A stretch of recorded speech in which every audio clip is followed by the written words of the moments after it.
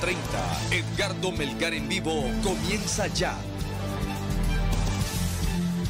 Saludos amigos de 3030, qué bueno que están con nosotros. Gracias por su amable y gentil sintonía. Hoy tenemos aquí el gusto de compartir el estudio. Nos ha aceptado la invitación a estar aquí el señor Canciller de la República, el señor Secretario de Relaciones Exteriores, don Eduardo Enrique Reina. Señor Canciller, buenas noches, bienvenido. Muchas gracias, Edgardo. Un honor estar en 3030. Para nosotros, es primera vez que usted está aquí en el programa, desde hace un tiempo, sí, en este nuevo cargo. En este nuevo cargo. Me alegro que nos haya aceptado esta invitación, señor Canciller.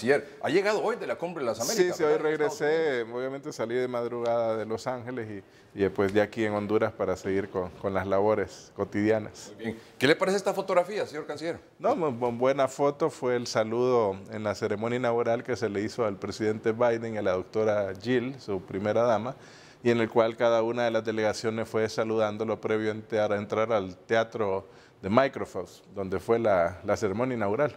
Es un espacio en que pues, es corto el tiempo, pero le transmití el mensaje a la presidenta Castro de mantener el más alto nivel de relación con los Estados Unidos. Sí, yo creo que eso es lo más importante. ¿Qué impresión le causó Biden? No, una persona afable, se ve una persona agradable, se ve un político con mucha experiencia, muy carismático y que sabe pues, manejar muy bien el escenario y las cosas. Así que es muy interesante. Una persona con buen sentido del humor, además.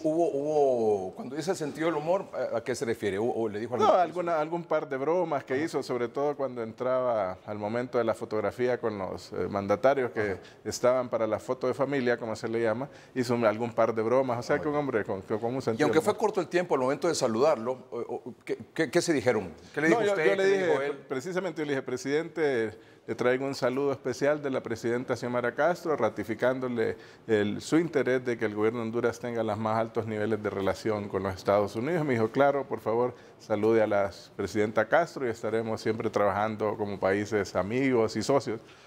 Como le digo, son espacios cortos, pero me dio la oportunidad de saludarlo. Claro. ¿Y cómo diría usted, señor Canciller, que tomó el gobierno de Estados Unidos la decisión de la presidenta Castro de no asistir a la cumbre en solidaridad por la no invitación a Venezuela, Nicaragua y Cuba? Mire, yo creo que la relación la hemos mantenido con los Estados Unidos de una forma muy clara y franca. Obviamente tal vez no les determinó de gustar enteramente que la presidenta no fuera porque sí querían que ella estuviera presente. Creo que le tenían reservado un sitio importante al ser la única mujer presidente prácticamente de todo el continente y por la misma buena relación que existe, pero lo entendieron y como lo manifestó ella de manera muy clara también cuando habló con la vicepresidenta Harris, era un tema de principio. Era un tema de no exclusiones, de que no debe ningún país ser excluido de la cumbre, se los dijo claramente. Les dijo, si invitan a todos, yo estaré, si no invitan a todos, yo no estaré. Y lo dijo muy claramente, si es una reunión solo de amigos de Estados Unidos, seguramente voy a ir. Pero si es una cumbre de las Américas, hay un esquema, hay un formato, y el formato son todas las naciones de América. Si no están todas, pues yo no acudiré. Honduras estará presente a través del canciller, y es lo que ella manifestó de manera clara.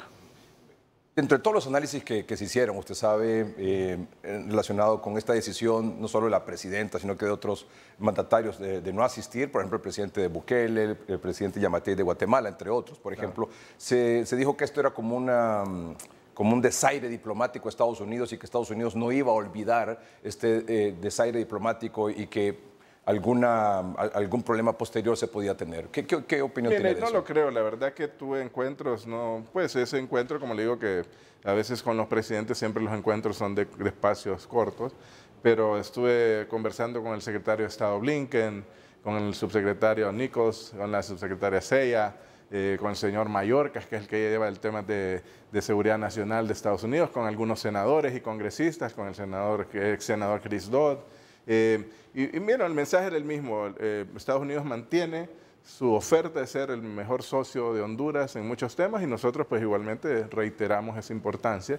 Como le digo, hay esta pequeña tal vez diferencia, podríamos decir, en el tema de la asistencia, pero eso no impacta, al contrario, estuvimos presentes en varias actividades de lo que fue lo que se llama la Asociación para Centroamérica, en que la vicepresidenta Harris anunció prácticamente $2.000 millones adicionales para el tema de inversión en lo que es el norte de Centroamérica, que es Guatemala, El Salvador y Honduras, y mantuvimos encuentros con las directivas de estos grupos. O sea, Honduras está participando de lleno en toda esta relación importante con los Estados Unidos, además en otras materias como la migración y otros. Así que la relación, como le digo, se mantiene al más alto nivel, excepto obviamente aquí hay una visión diferente y la presidenta la hizo patente con su mención de que no iba a asistir. O sea, que usted diría que la relación con Estados Unidos se mantiene inalterable. Así es, no hay ninguna alteración y como le digo, al más alto nivel.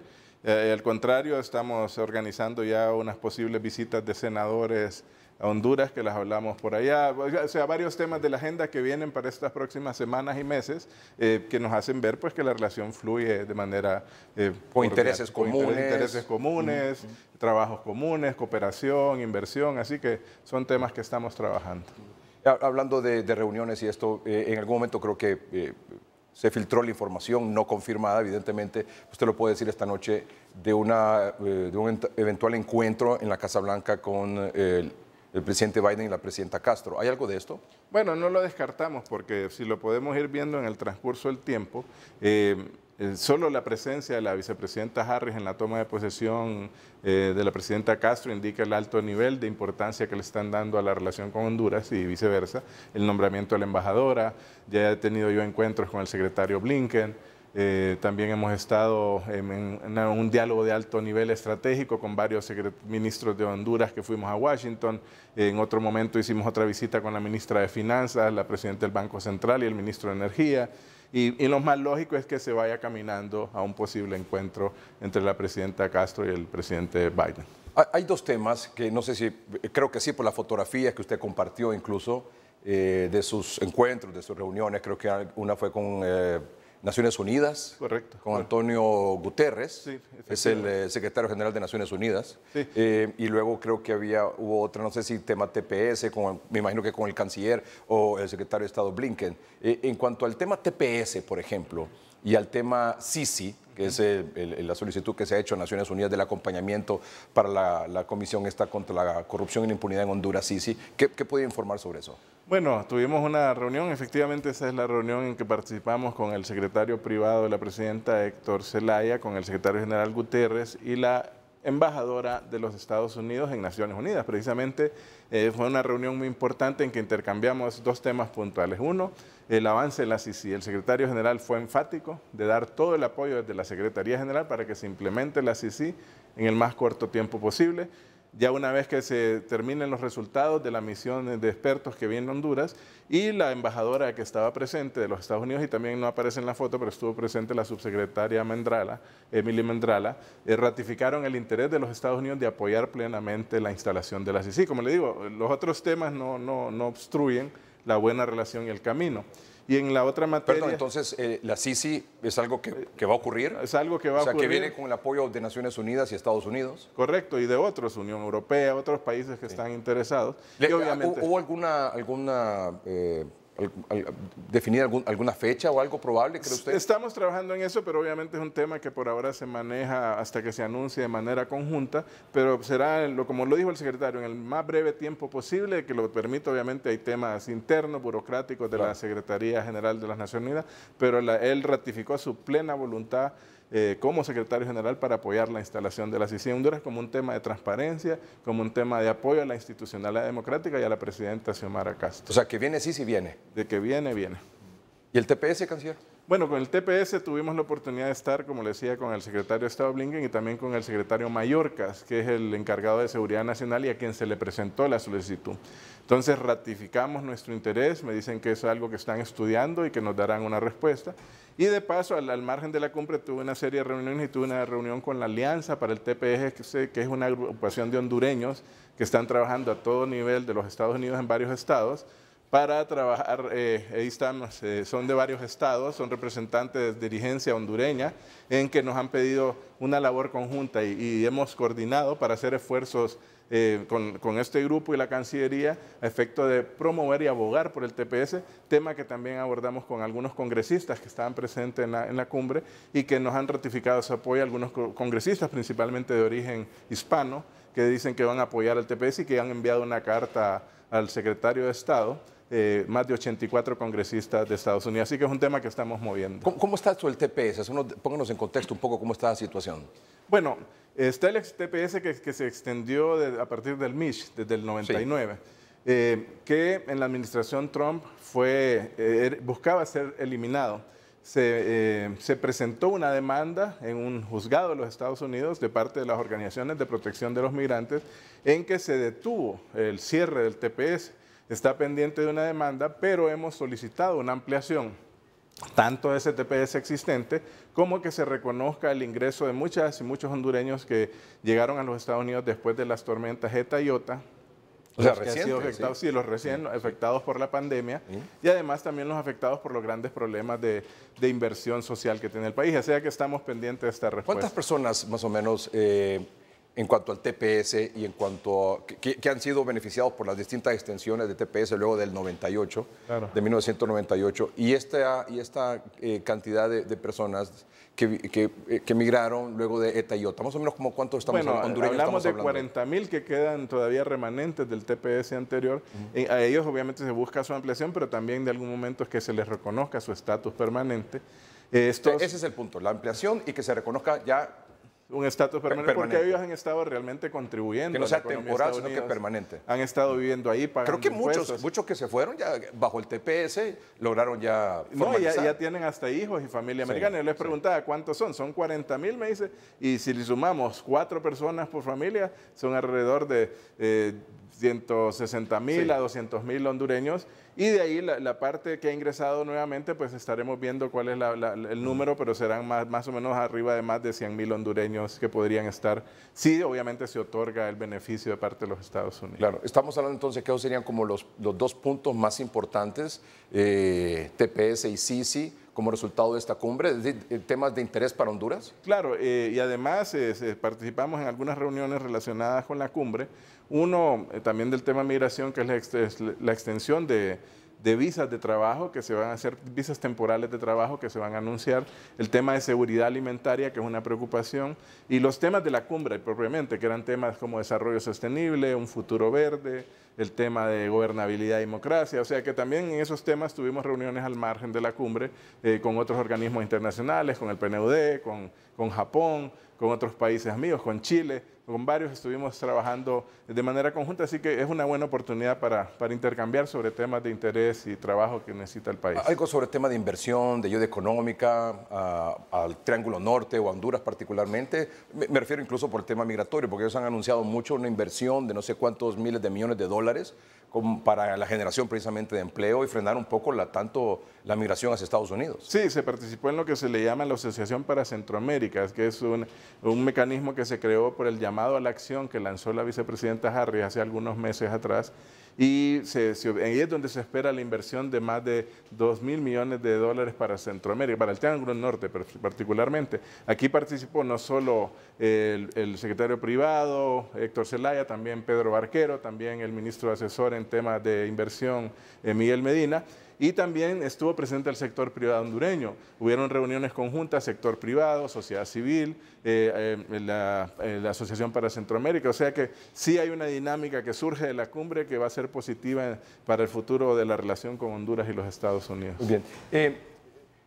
Dentro del marco de la cumbre hubo algunas declaraciones de algunos presidentes, algunas delegaciones con respecto al tema de la OEA, de la Organización de Estados Americanos, y algunos han planteado la necesidad de reestructurar la OEA. Es más, este fin de semana el presidente Bukele dijo, la OEA no tiene ya razón de ser. ¿Cuál es la posición de Honduras con respecto a una eventual reestructuración de la OEA? Y si usted le comparte esa visión de Bukele de que la OEA no tiene razón de ser. Bueno, yo creo que hay que revisarla. México hizo una propuesta de refundar la OEA y pensamos como Honduras que es importante revisar la función de la OEA, sobre todo a la luz de algunos acontecimientos que no han sido los más felices en los últimos tiempos.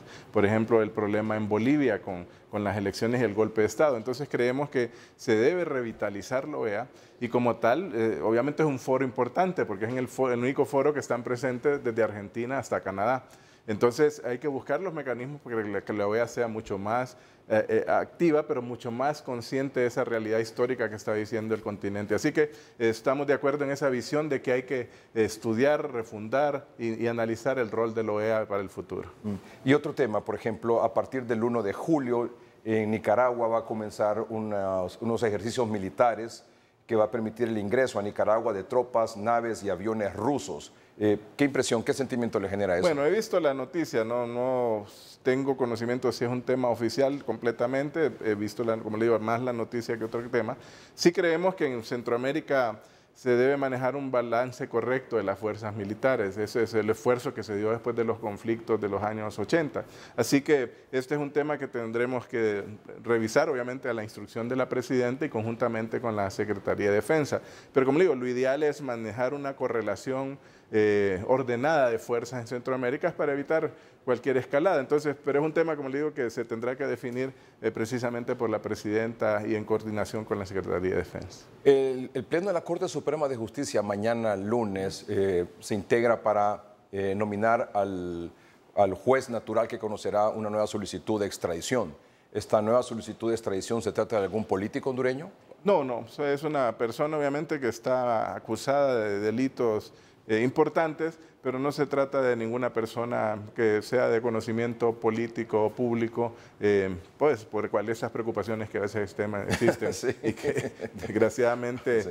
Pues gente que tal vez se ha visto acusada de estar involucrada en algunos casos, pero por ahora se trata de una persona más que todo que ha cometido delitos y está... Obviamente aquí la Corte será la encargada en su momento, como son personas requeridas para ser detenidas preventivamente, no se emite el nombre para evitar cualquier fuga o cualquier tema. Claro, porque llega un proceso de que lo recibe usted lo pasa a la Corte. Sí, de ahí lo trabajan conjuntamente con la Secretaría de Seguridad, la orden de captura y bueno, todo el proceso que más o menos ya es un poco más conocido. Claro, sí, exacto.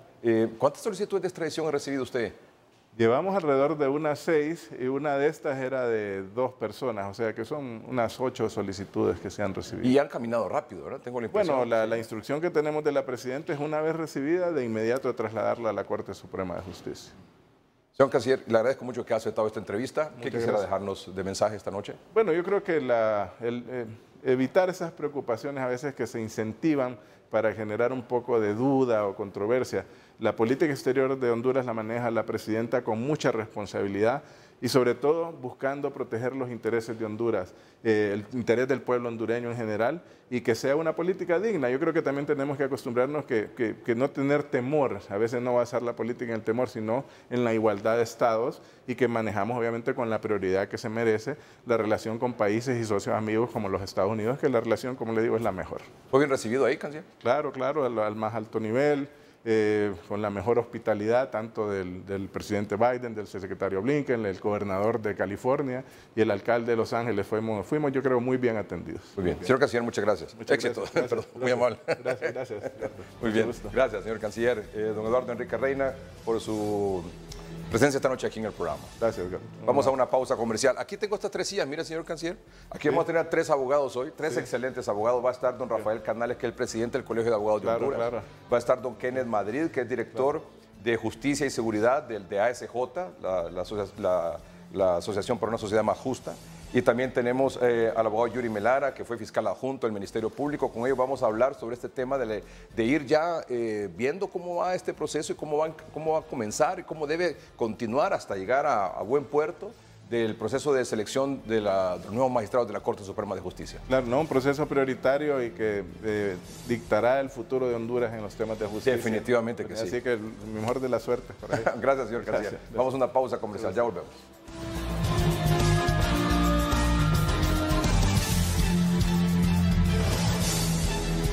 Antes de continuar con el programa de esta noche y nuestros 3 distinguidos invitados, quiero dar la siguiente información. Por este medio se da a conocer esta nota de duelo. Sus hijos, Diana y Roberto, las familias Martín Willey, Martín Koldner, Reyes Martín y Villeda Martín avisan a sus familiares y amistades el sensible fallecimiento del arquitecto urbanista Mario Ernesto Martín Mendoza, que de Dios goce. El distinguido profesional partió a la presencia del Señor en la madrugada del día sábado 11 de junio de 2022 en la ciudad de Tegucigalpa, dejando profunda pena entre sus hijos, nietos y demás seres queridos que hoy lamentan su partida. Su familia lleva a cabo los arreglos correspondientes para honrar su vida con sus seres queridos. Se invita a sus familiares y amistades a un triduo de misas a realizarse el miércoles 15 al viernes 17 de junio de 2022 a las 6 de la tarde en el Templo San Juan Bosco en Tegucigalpa. Por su asistencia quedaremos eternamente agradecidos. Que en paz descanse el arquitecto urbanista Mario Ernesto Martín Mendoza. Y también queremos lamentar y informar al mismo tiempo el fallecimiento del abogado Juan José Mejía Oyuela, que de Dios goce. Con profunda pena informamos el sensible fallecimiento del abogado Juan José Mejía Oyuela. Su velatorio, bueno, eso ocurrió esta mañana. Su velatorio se está llevando a cabo en la parroquia Santa Teresa de la colonia 15 de septiembre, aquí en la capital, a partir de hoy a las 5 de la tarde en adelante. Su sepelio será el día mañana lunes 13 de junio en el cementerio Perpetuo Socorro en la comunidad de San Matías, salida al norte de la capital.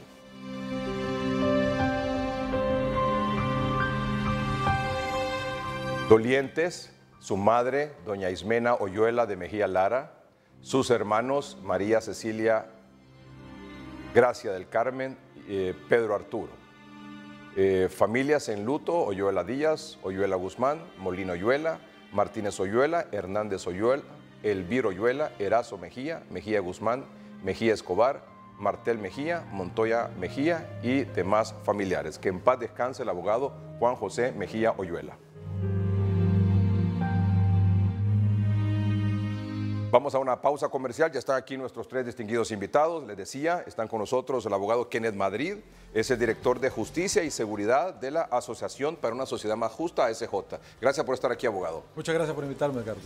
También nos acompaña el señor presidente del Colegio de Abogados de Honduras, el abogado Rafael Canales. Señor presidente, gracias por estar aquí. Muy buenas noches, Edgardo, profundamente honrado.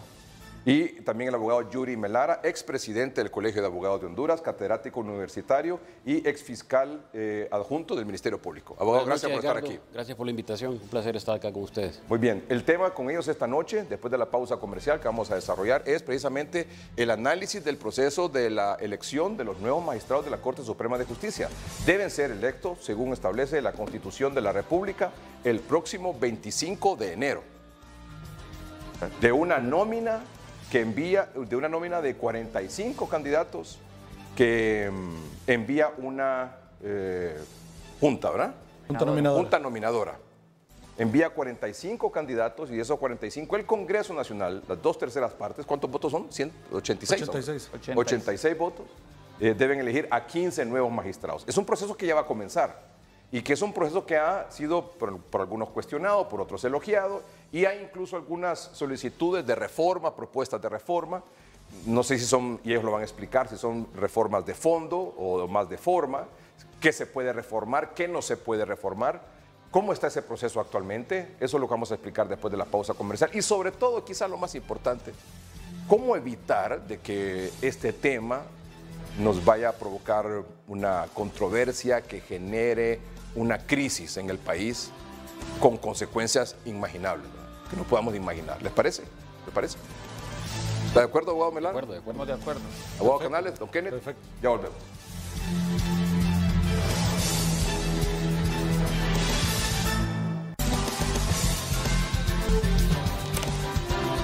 Bueno, la Constitución de la República, vaya con nuestros invitados, vaya con el programa para que todos vayamos entendiendo cómo es este asunto y que los expertos nos vayan orientando de la mejor manera posible de lo que viene a continuación con este proceso.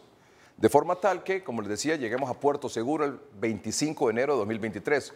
Uno dice, 25 de enero, pero hay un trabajo que hacer por parte de esta junta nominadora, que la integran 7 organizaciones, ya lo veremos, y que es un trabajo que evidentemente muchos quieren infiltrar, ¿verdad? Los partidos políticos, sobre todo, quieren infiltrar esta junta nominadora para meter ahí a la gente, a sus candidatos, para que sean propuestos finalmente como candidatos a magistrados y luego electos como magistrados en el Congreso Nacional. Muy bien, El artículo 309 de la Constitución de la República establece, por ejemplo, los requisitos para ser magistrado.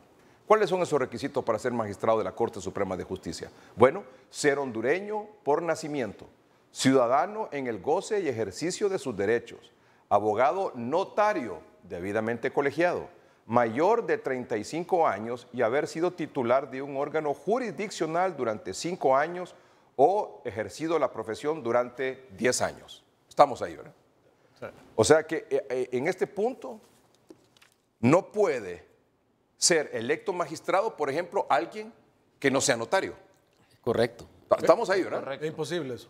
Es imposible, ¿verdad? Imposible. Constitucional. Tiene que ser notario. Es un requisito constitucional. Y es que como usted sabe, ¿verdad? Es que yo quiero aclarar esos puntos porque después puede aparecer alguien que diga, no, pero es que este no es notario.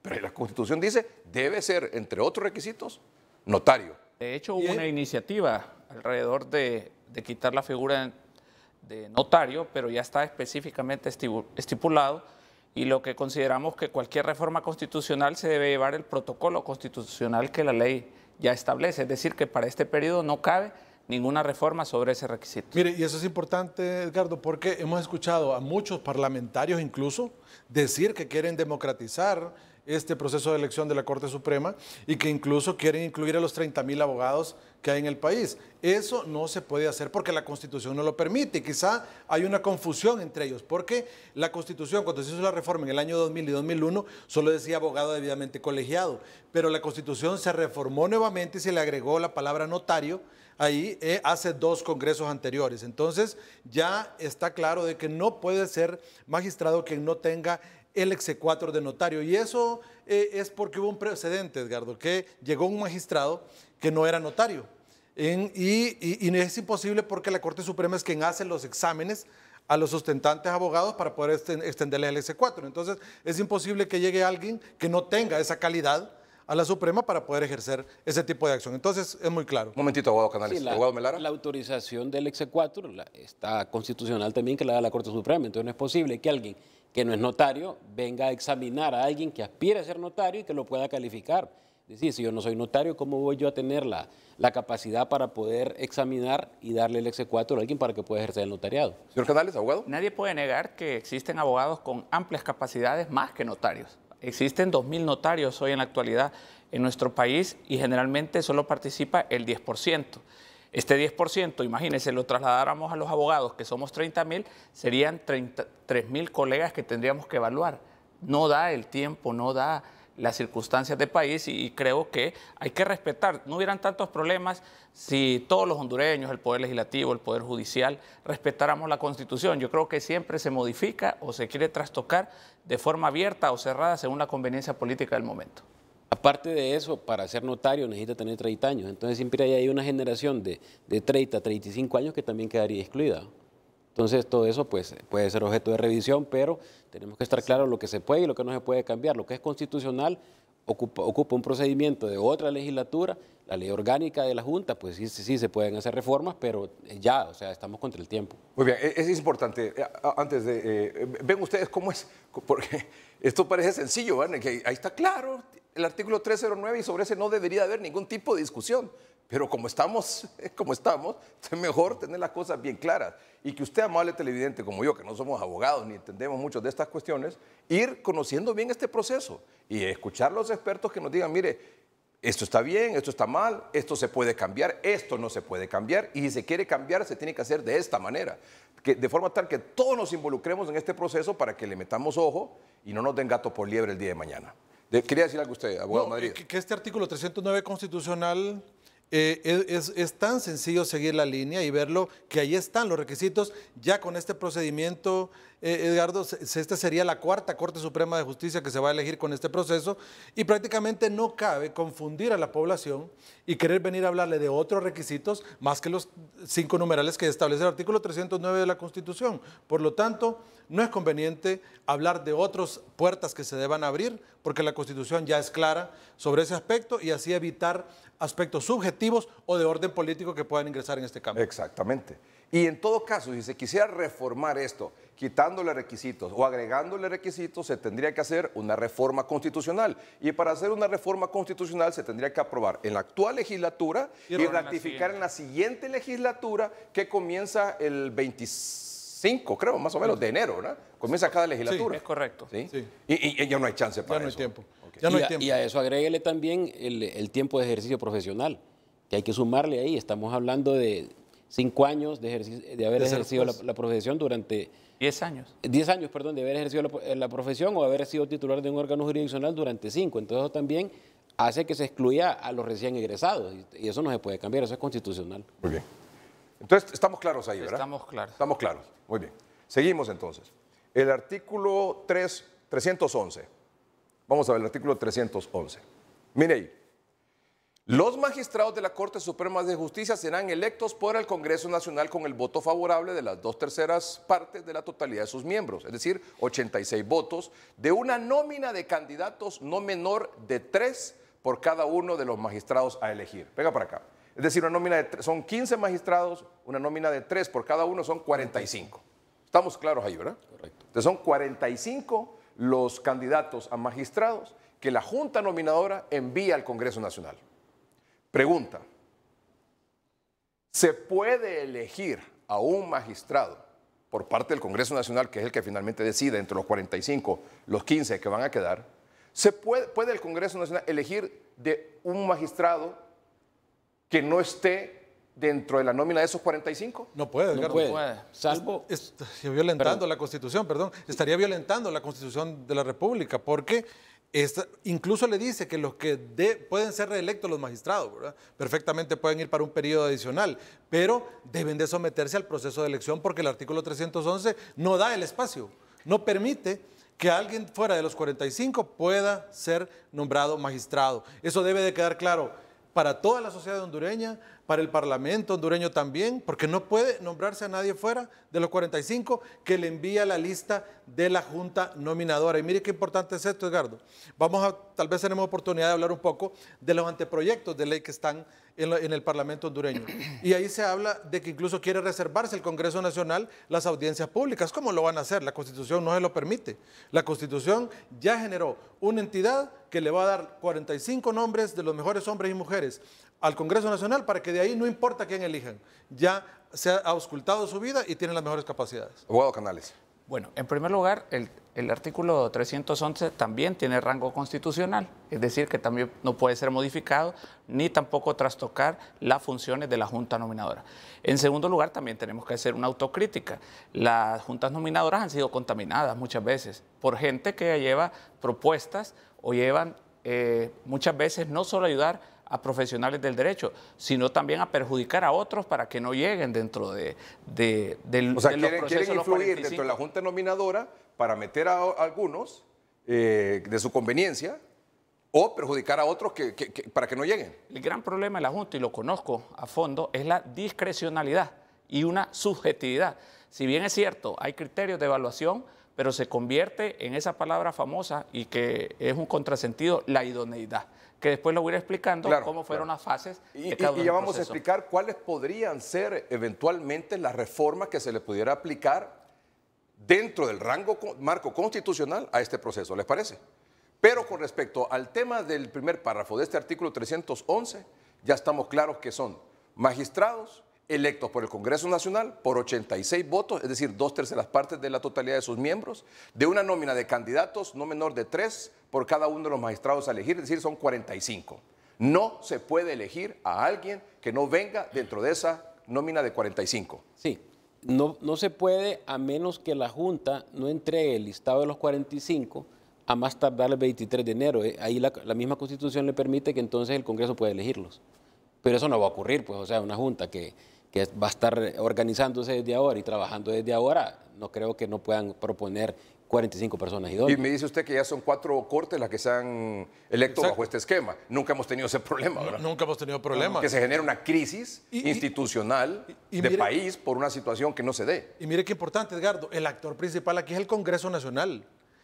Ya el artículo dice que el Congreso Nacional, dice la Constitución, va a llamar a integrar la Junta Nominadora a las organizaciones para que procedan a elegir cada uno de sus miembros. Aquí es importante porque si el Parlamento hondureño no hace el llamado del 1 al 15 de julio, perdón, al 30 de julio, entonces estamos en problemas, porque entonces quiere decir que ahí habría un vacío de autoridad de parte del Parlamento hondureño. Tiene que hacerlo, la Constitución se lo manda. Permítame un momentito, está bien ese dato. ¿Cuándo tiene que hacer el Congreso Nacional la convocatoria? Del 1 al 30 de julio debe de llamar a todas las organizaciones que integren la Junta Nominadora para que procedan a elegir a su representante propietario y suplente ante la Junta Nominadora. Adicionalmente, el presidente del Congreso hace una juramentación a las 7 organizaciones, a su miembro propietario y a su miembro suplente. Ahí inicia el proceso interno en que se conjuntan las 7 organizaciones y realizan sus matrices y criterios de evaluación. Muy bien, avanzamos con este párrafo, con este artículo de la Constitución. El párrafo 2.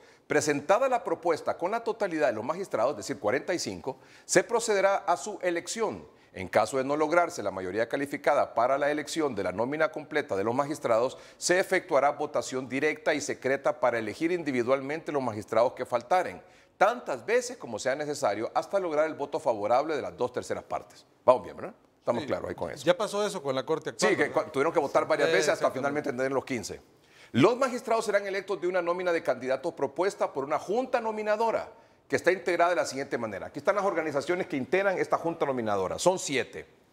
Está el representante de la Corte Suprema de Justicia, está el representante del Colegio de Abogados, está el Comisionado Nacional de los Derechos Humanos, está el representante del Consejo Hondureño de la Empresa Privada, está el representante de los claustros de profesores de la Escuela de Ciencias Jurídicas, cuya propuesta se efectuará a través de la Universidad Nacional Autónoma de Honduras.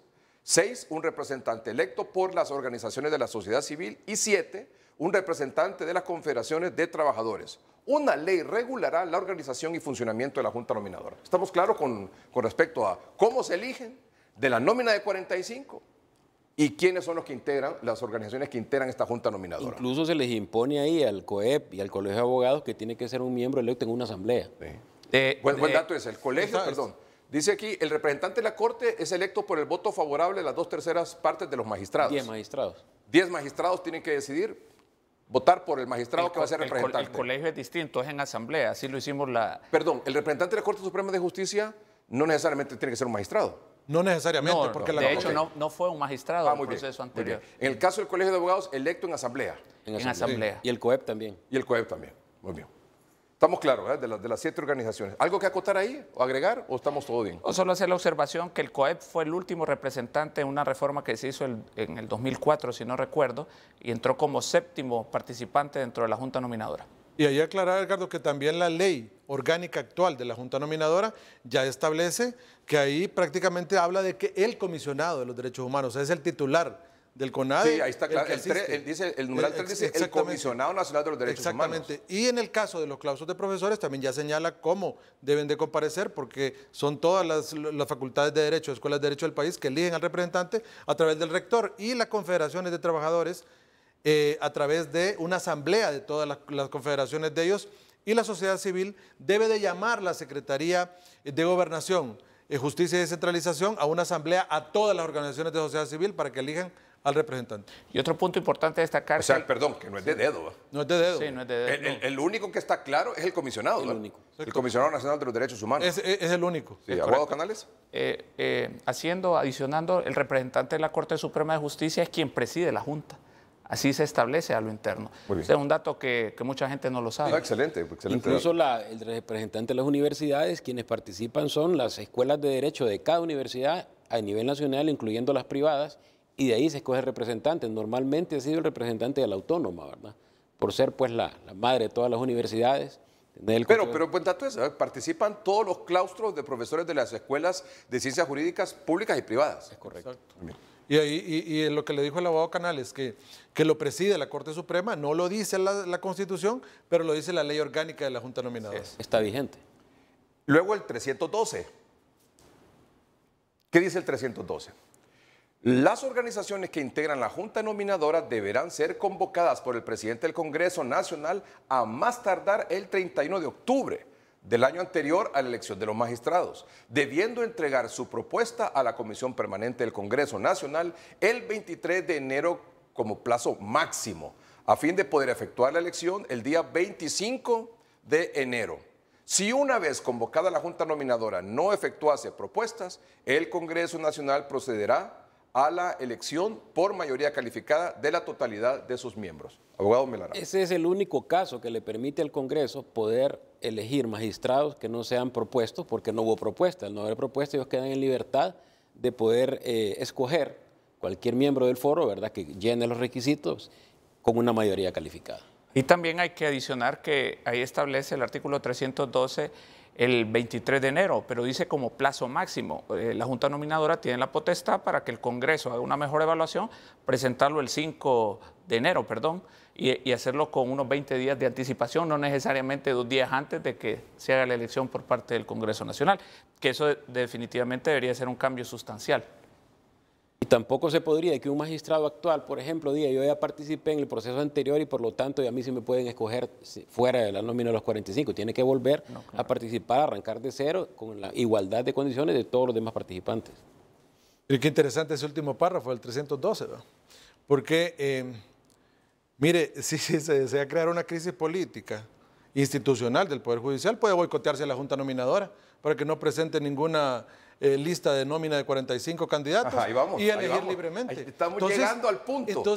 Estamos llegando al punto. Mire lo delicado que todos los hondureños debemos exigir al Parlamento hondureño, Congreso Nacional, que se instale la Junta Nominadora tal como dice la ley orgánica de la Junta, del 1 al 30 de julio debe hacer ese llamado para integrarla. Sería imposible que después de 3 procesos de elección de cortes antes y que todo haya salido medianamente aceptable, Edgardo, porque ese es un procedimiento que el mismo legislador lo creó y ahora vamos a un 4.º proceso y que ahora no se vaya a realizar eso. Eso sería lamentable y peligroso también, viendo algunas situaciones que ya hemos apreciado con anterioridad. ¿Le genera alguna preocupación esto último que hace referencia al abogado Madrid, que lo permite la Constitución, que en caso que la Junta Nominadora no envíe la nómina de los 45, el Congreso Nacional puede decidir por sus propios fueros? Por supuesto, pero yo creo que esta es la gran oportunidad para reconstruir el Poder Judicial, un nuevo y mejor Poder Judicial. Yo creo que esto crearía... Pero, perdón, abogado, Ajá. que en base a esos mismos argumentos de crear un mejor y que todo es mejor y que todo lo que viene va a ser mejor de lo que hemos tenido, se puede, como decía el abogado Madrid, crear una crisis, boicotear el trabajo de la Junta Nominadora, que finalmente la Junta Nominadora no logre el consenso para enviar la nómina de 45 y que finalmente sean los 86 votos que se requieren en el Congreso Nacional de los 128 diputados los que terminen decidiendo quiénes son los magistrados. Existe esa posibilidad, pero creo que sería un retroceso y pues nefasto a esta gran oportunidad después de 7 años de poder, como reitero, reconstruir un verdadero Poder Judicial con credibilidad. Yo creo que se debe convocar, se debe seguir el mismo procedimiento, no obstante, que quiero hablar, donde se debe cambiar son muchos criterios de subjetividad y discrecionalidad que tenían entre la ley orgánica de la Junta Nominadora, que lo vamos a ir diciendo poco a poco. Y le prometo después de la pausa comercial que ustedes van a entrar a hablar en relación a lo que se puede cambiar. Y ya vimos lo que no se puede cambiar, pero sí las cosas que se puede cambiar. Pero sí, abogado, usted dice, ojo con esto, ¿no? Sí, claro. No boicotear el trabajo de la Junta Nominadora, convocarlo del 1 al 30 de julio. Y juramentar a los miembros de la Junta, lo tiene que hacer el presidente del Congreso. Durante todo agosto le queda a las organizaciones que integran la Junta Nominadora para elegir a su representante propietario y suplente, y del 1 al 15 de septiembre debe el Congreso Nacional proceder a juramentarlo en sesión del Congreso Nacional a todas estas personas, y ahí mismo se elige los 2 secretarios que va a tener la Junta Nominadora entre sus miembros. Pero eso aunque la Constitución lo prevé, eso no va a ocurrir. Es decir, ¿Es que no va a ocurrir, dice usted, abogado Melara? Que venga, que no se haga la propuesta y que el Congreso tenga que elegir de su propia escogencia. ¿Está usted 100% seguro de eso? Sí, mire, ahí hay una junta, ahí se nombra una junta directiva, ¿verdad? La preside el representante de la Corte, hay un secretario, de decisiones se toman por mayoría. O sea, la lista se va a enviar al Congreso. O sea, eso no veo yo. O sea, no le lleva temor a usted eso. Es que, mire, ¿cuál es el génesis de la Junta? El génesis de la Junta es la despolitización, es de la elección, y eso es materialmente imposible. Si al final, ¿quién eligen? Políticos en el Congreso. Entonces, lo que se quiere es como amarrar a los políticos a decirles, mira, estos son los 45, ahí tenés que escoger. El que te gustaba hoy ya no va, aquí van estos 45. Pero ha sido al revés. También los políticos han dado línea para que las juntas anteriores pongan a los candidatos que ellos han querido. Y ha ocurrido, por ejemplo, que los mejores evaluados no salen, ¿verdad? o el que está mal evaluado, pues deberían decirle, mira, vos no saliste por esto, a él. Y a los que salieron a hacer público cuál fue la matriz de evaluación, cuál fue las pruebas a que se sometió y a dónde salió mejor evaluado. Vamos a hacer la pausa comercial, perdón, para que entremos ya a ese tema, porque los veo ya opinando sobre las cosas que se deben cambiar o las cosas que se deben de mejorar dentro del marco de la Constitución, ¿verdad? De este proceso claro, de elección de nuevos magistrados. Pero entonces, los tres coinciden en que se va a enviar la lista. Yo creo que sí. Sí, totalmente. Debe enviarse. Y esto que advertimos nada más es un mensaje para las organizaciones que integran la Junta Nominadora, que pongan a los mejores hombres y mejores mujeres como representantes para evitar los criterios políticos. Y que nuestros amables televidentes estén claros de cómo es este proceso, para que todos estemos pendientes, supervisando, fiscalizando este proceso. Es un asunto el cual todos tenemos que involucrarnos, para después no estar llorando sobre la leche derramada. Ya volvemos.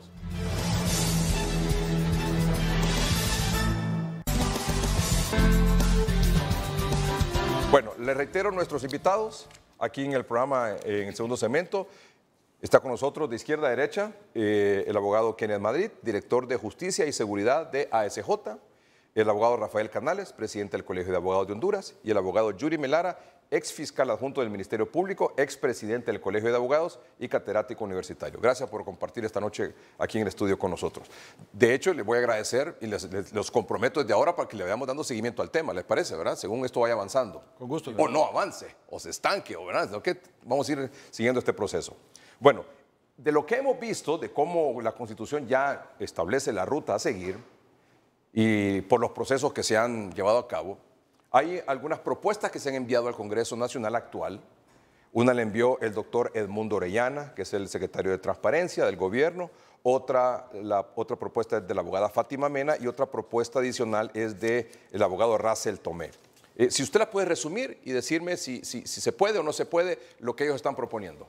En efecto, Edgardo, el anteproyecto de ley presentado por el secretario de Transparencia y Lucha contra la Corrupción, podríamos decir que es el anteproyecto consumible de los tres. ¿Por qué? Porque no entra en colisión con la Constitución de la República.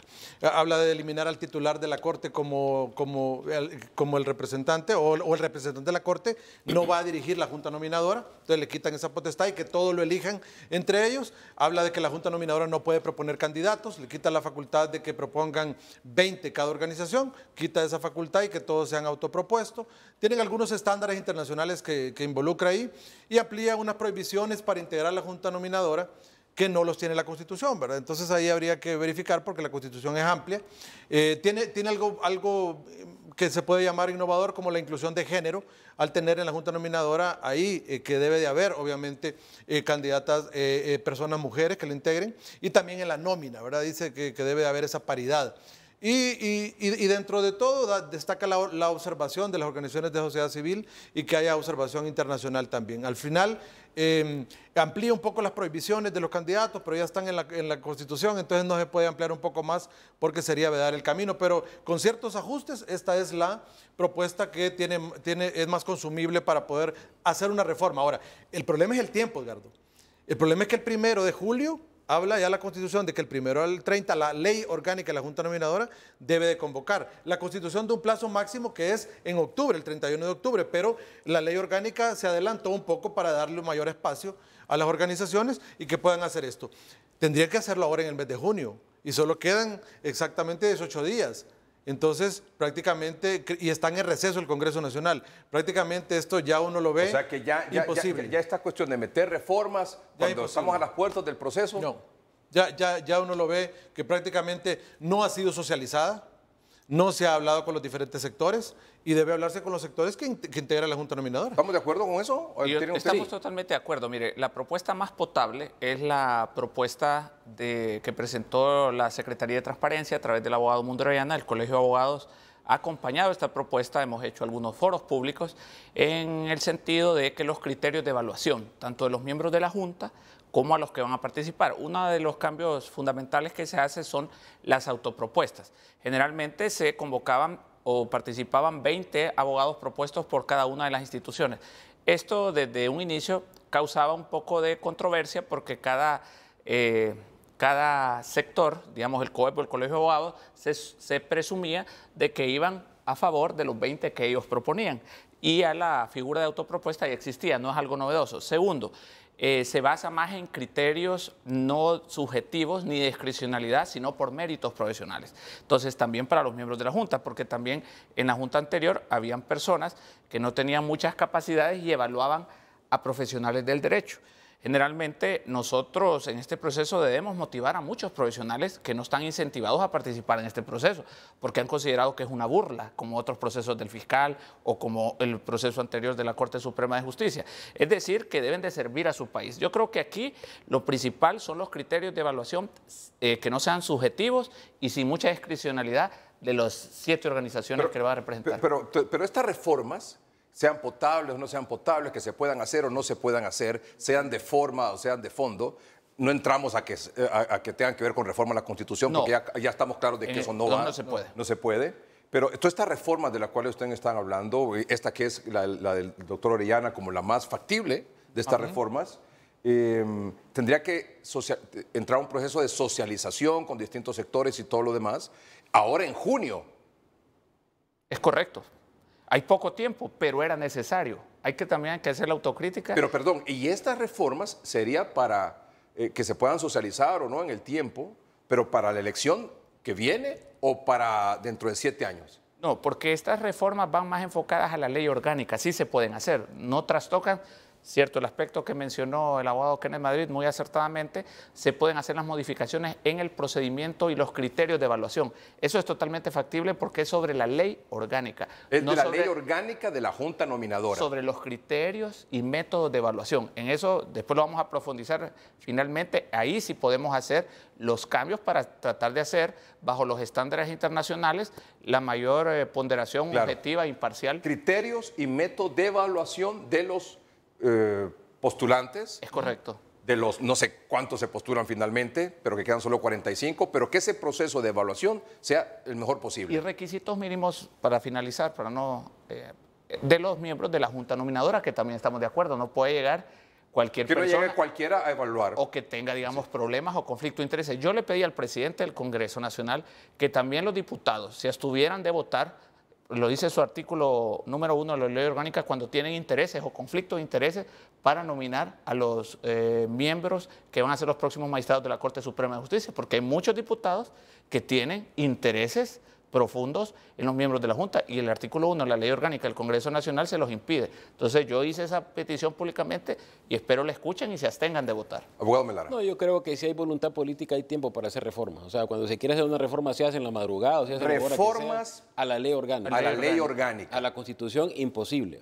A la ley orgánica, pero si lo hacen ya. Ahora bien. Perdón, esas reformas a la ley orgánica, a la cual usted dice que está de acuerdo que se puedan hacer, ¿se refiere al tema de criterio y métodos de evaluación de los candidatos o hay algo que usted diría se debe cambiar también? Por ejemplo, ahí están hablando de que los nominadores, las organizaciones ya no puedan nominar, sino que únicamente evaluar pero la autopropuesta toda la había existido. Entonces me pregunto yo, o sea, y si tal vez no los 30.000, pero sí los 20.000 o 15.000 abogados que llenan los requisitos, todos se autoproponen, ¿cómo se va a regular eso? Al final vamos a ir a caer al Congreso. Y entonces, o sea, ¿quién va a escoger los 45 si los órganos proponentes no van a poder nominar? Yo creo que hay que tener mucho cuidado con eso y más bien por querer hacer un bonito o hacer un feo. No lo vayamos a complicar. No, y como hablábamos, ese puede ser una forma también de torpedear el proceso. ¿va? Claro. De enredar a la Junta Nominadora. Claro. ¿va? Es que no y de que al final, pues, mira, no nos pusimos de acuerdo por X o Y motivo, la cosa se enredó, se estancó, se empantanó, los tiempos no se cumplieron y aquí no hay nómina de 45 y aquí entonces el Congreso va a elegir dentro de los 30.000 abogados, si sean notarios o no sean notarios, no importa. ¿Y sabe qué es lo peligroso? Eso es lo que estamos queriendo evitar todos, ¿sí o no? ¿Y sabe qué es lo peligroso? No, me refiero, eso es lo que estamos procurando evitar todos.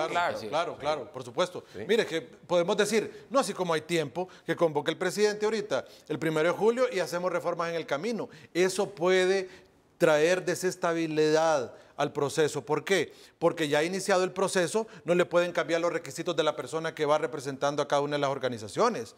Y a una vez electa, la vez no, fíjese no, porque nos reunimos, acabamos de aprobar esta reforma, ya cuando han hecho asamblea, han aprobado. En todo caso es que tiene cualquier reforma que se haga es ahora. Es ahora, antes de que el proceso inicie, ¿verdad? Antes del 1 de julio. Porque ya cuando el proceso ha comenzado, que comienzan a meter reformas, si ya el proceso ya arrancó.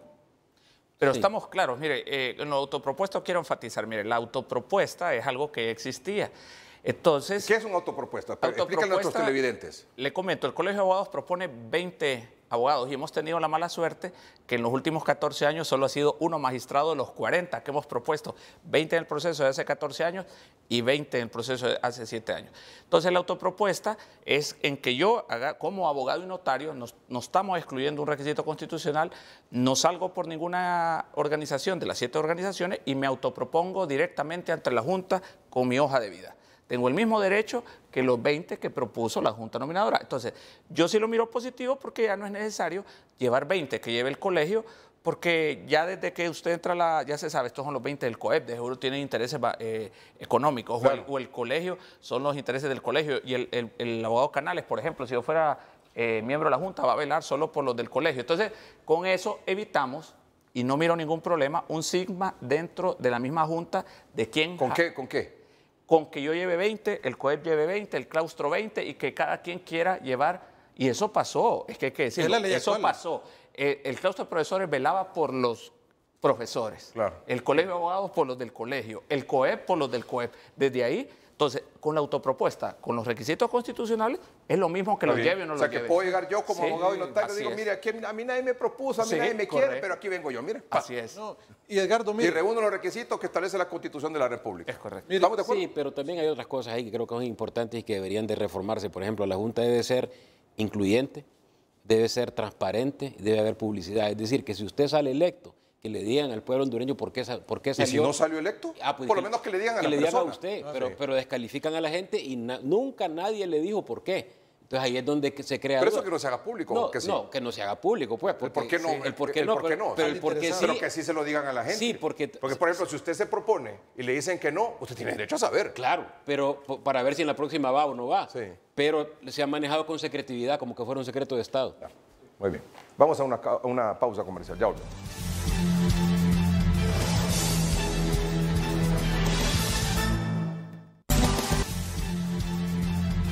Bueno, vamos a tener, yo creo que el próximo domingo, pero vamos a tener varios programas sobre este tema, ¿verdad? En el transcurso y también, por supuesto, en el noticiero hoy mismo. Bueno, los pasos a seguir rapidito, abogado, porque tenemos que despedir. Claro, claro. No, mire, acá rápido, lo que ya hablamos, deben aprobarse las reformas en el mes de junio. Si no se aprueban las reformas de a forma, la ley orgánica, a la ley orgánica. Que son de forma, no de fondo, de forma. Que no afectan a la Constitución. Si no se hacen en el mes de junio, ya eso, dejemos de hablar de ese tema y hagamos acciones que vengan a mitigar totalmente ese tema. ¿Qué se debe elaborar? Como lo han hecho ya el Poder Judicial en la selección de jueces en materia de corrupción, en materia de extorsión, elaborar un protocolo que tenga la fase curricular, la fase de conocimientos, la fase de audiencias públicas y la fase de pruebas de confianza. Y ahí en las pruebas de confianza también deben definir cuáles pruebas de confianza, ¿verdad? Porque es importante hacer el estudio socioeconómico y patrimonial de los aspirantes para saber si, obviamente, su vida ha sido con el ingreso que ha ganado. Y al final, si se aprueba este protocolo por el Congreso Nacional, creo que se mitigan algunas de las acciones de las que han hablado todos los proyectistas. Veeduría nacional e internacional al proceso de selección, que es lo que hemos comenzado esta noche. Exactamente, Edgardo. Eso nosotros, mire, como sociedad civil hemos apuntado a ese tema y como SJ también. Queremos veeduría internacional y queremos veeduría nacional, un ambiente habilitante, capacitar a organizaciones de sociedad civil y jóvenes también para que el proceso lo sigan, ¿verdad? Alianzas con actores claves, porque no queremos un proceso, como ya lo dijo el abogado Yuri Melara, de puertas cerradas, sino que el pueblo vaya conociendo cada etapa del proceso para que también vaya viendo que esa Junta Nominadora está haciendo bien su trabajo y que también puede ser criticada. ¿Qué mensaje nos deja, abogado? Bueno, que la evaluación debe ser a través de méritos, capacidad y competencia, que no se debe dejar a la subjetividad ni la discrecionalidad de ninguna de las 7 organizaciones. Que esto sea con la publicidad que dice el abogado Kenneth Madrid, con criterios claros, transparentes y que abra las puertas a muchos profesionales del derecho que sirvan a su país, que motiven a los profesionales de derecho, a los abogados y notarios que participen, porque no es posible que se estigmatice al profesional del derecho. El Colegio de Abogados estará velante del respeto de los derechos y garantías de este proceso y levantaremos la voz fuerte y contundente en cualquier anomalía que la miramos de una participación, injerencia, económica, política o de bufetes privados que también tienen mucho interés en poner los futuros magistrados de la Corte Suprema de Justicia. Abogado Melara. Capacidad, meritocracia, transparencia, inclusión, que no se siga patrocinando a los abogados que han sido los abogados de los empresarios o los abogados de los políticos, y rendición de cuentas sobre todo, ¿verdad? Porque, como le digo, han sido procesos con una alta secretividad y eso ha dejado un mal sabor. Al final, pues, sí mandan una lista de 45 en los cuales los políticos quedan amarrados a esos 45, pero ¿quién se los mandó? Entonces, al final hay una línea ahí donde la parte política, que es lo que se quiere eliminar, más bien viene de la Junta Nominadora. Y pedirle, Edgardo, al Congreso Nacional que deje trabajar a la Junta Nominadora, que la deje trabajar y que solo se limite a recibir esos 45 nombres. El primer paso que toca ahora es Convocatoria. Y la convocatoria la hace el Congreso Nacional. Así es. Y esa convocatoria tiene que hacerse entre el 1 y el 31 de julio para que las organizaciones nombren a su representante propietario y suplente y lo acrediten ante el Congreso Nacional. Tienen todo el mes de agosto para hacerlo y del 1 al 15 de septiembre el Congreso Nacional debe de juramentar a todos esos miembros propietarios y suplentes, y en ese momento ya queda conformada y arranca el proceso de selección. Muy bien.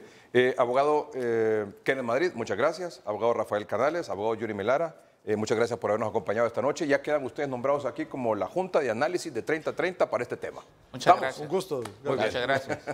Gracias a ustedes por su atención. Buenas noches y que estén bien.